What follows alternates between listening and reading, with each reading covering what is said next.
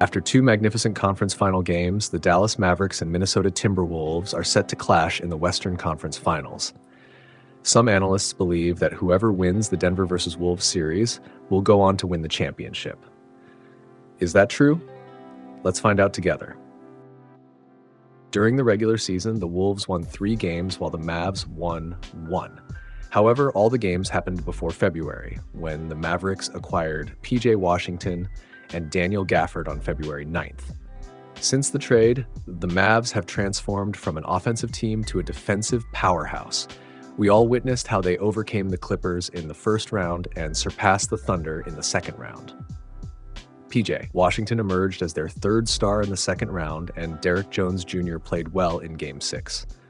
On the other hand, the Wolves handed the defensive champions a 45-point deficit in Game 6 and came back in Game 7 at Denver with a 15-point deficit at halftime, both franchise history moments. They had tough times guarding MVP Nikola Jokic in certain games, but ultimately they found a strategy to cool him down. What will the matchups be? Both teams had proper matchups while facing Denver or the Thunder, but in the conference finals, there might be mismatches from the starting lineup. Let's start with the Wolves defending the Mavericks' offense. Although after Game 7, during the post-game interview, Anthony Edwards mentioned he would guard Kyrie Irving. It's going to be fun, man. You know, my matchup going to be Kyrie, so that's going to be fun. We're going to see what I can do versus him. That might not be the strategy from the beginning, especially since Kyrie Irving was quiet during the first half. So it would be Mike Conley on Kyrie Irving, Jaden McDaniels on Luka Dončić, Anthony Edwards against PJ Washington, Karl Anthony Towns on Daniel Gafford, and Rudy Gobert on Derrick Jones Jr., maximizing Rudy Gobert's roaming ability. There were several plays where Derrick Jones Jr. cut from the corner for an alley-oop from Luka Dončić, similar to what Aaron Gordon did. However, Derrick Jones Jr.'s three-point shooting was good in Games 5 and 6, so the Wolves may need another approach if he has a hot night. Why put Rudy Gobert on Derrick Jones Jr.? Instead of having Karl Anthony Towns guard Jones and Rudy Gobert on Daniel Gafford? Here's my thinking. The Mavericks center always plays pick and roll with Luka Dončić. Do the Wolves really want Rudy Gobert in front of Luka after a switch? If Rudy Gobert stays in the drop position, it could leave Luka Dončić open for a shot.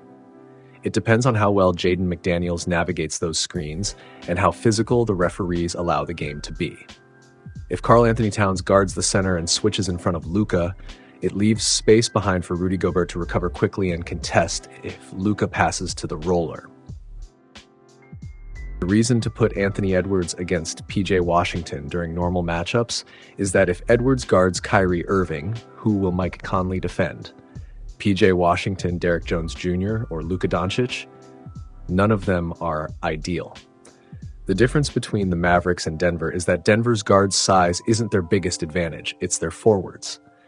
However, the Mavericks have big guards and forwards. Mike Conley could pick up Kentavious Caldwell-Pope against Denver, but the Mavericks' shooters are all forwards, which makes it different. Bench players are important as well. With Naz Reid, they could increase their size to cover every Mavericks player, along with Edwards, Jaden McDaniels, Karl Anthony Towns, and Rudy Gobert. Alexander Walker did not play great in the second round, nor did Josh Green, but Derek Lively-Sue was impressive, playing more minutes than Daniel Gafford. Luka Dončić and Kyrie Irving can seek screens, and if the Wolves decide to leave the corner 3 open, they are capable of passing the ball to the right position. PJ Washington and Derrick Jones Jr. both attack the basket well, but with Rudy Gobert, Karl Anthony Towns, or Naz Reid in the paint, it will be harder compared to facing the Thunder, who only have Chet Holmgren as a rim protector. Even in one-on-one situations, Luka Dončić may have an advantage over Jaden McDaniels, and we can't wait to see Kyrie Irving go one-on-one with Anthony Edwards. What about the Mavericks' defense against the Wolves' offense? It might be Kyrie Irving on Mike Conley, Luka Dončić on Jaden McDaniels, Derrick Jones Jr. on Anthony Edwards, PJ Washington on Karl Anthony Towns, and Daniel Gafford against Rudy Gobert. There's a natural mismatch with PJ Washington against Karl Anthony Towns, which might be a problem for the Mavericks. Can they try Daniel Gafford or Derek Lively-Sue on Towns, leaving PJ Washington with Rudy Gobert? The biggest advantage for the Mavericks in the second round was rim protection. If they let their only center on the court defend Karl Anthony Towns, who always initiates offense from the three-point line, it will weaken their rim protection and potentially lose rebounds. Denver couldn't stop Anthony Edwards one-on-one, so they started double-teaming him from Game 5 onwards. The Mavericks might not want to do that from the beginning, as it requires a lot of energy and rotations to recover, just like the Wolves. However, both teams could use situational double teams, such as during the Mavericks' poor spacing moments when Kyrie Irving or Luka Dončić is resting, and Josh Green or Tim Hardaway Jr. are on the court. That might bring unexpected results for the Wolves. For the Mavericks, it would be when Mike Conley is resting and Alexander Walker is playing. The double team doesn't have to be consistent. 1 or 2 successful steals leading to fast break dunks can change the atmosphere. For the Mavericks, the biggest problem in the second round was turnovers. Every game, they had double-digit turnovers. We all witnessed how Denver's turnovers killed them against the Wolves. The Mavericks must reduce turnovers. For the Wolves, consistency is key. They won the first 2 games of the second round, and everyone thought they were going to win the series, but then they lost 3 consecutive games. They started with a good strategy both offensively and defensively, but abandoned it during those losses. Maybe they got sloppy when the media predicted their advancement to the conference finals after Game 2. Sure, they made it, but it took 7 games. Now, it's almost the same situation. Most media think the Wolves have the advantage. But don't forget, the Mavericks have reached the conference finals twice in the last 3 years. They are not a team to underestimate. What about X factors? At this stage, there are almost no X factors left. Both teams' role players have already shown their abilities. PJ Washington, Derek Jones Jr., Jaden McDaniels, and Naz Reid.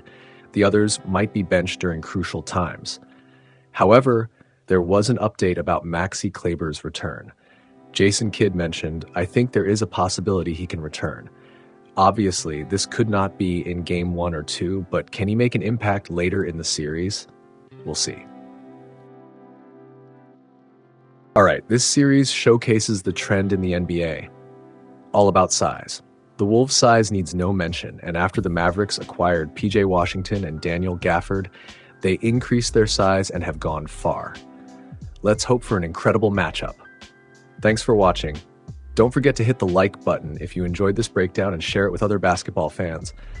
Your support helps us bring you more in-depth analysis and insights. Also, make sure to subscribe and turn on notifications so you don't miss our upcoming videos.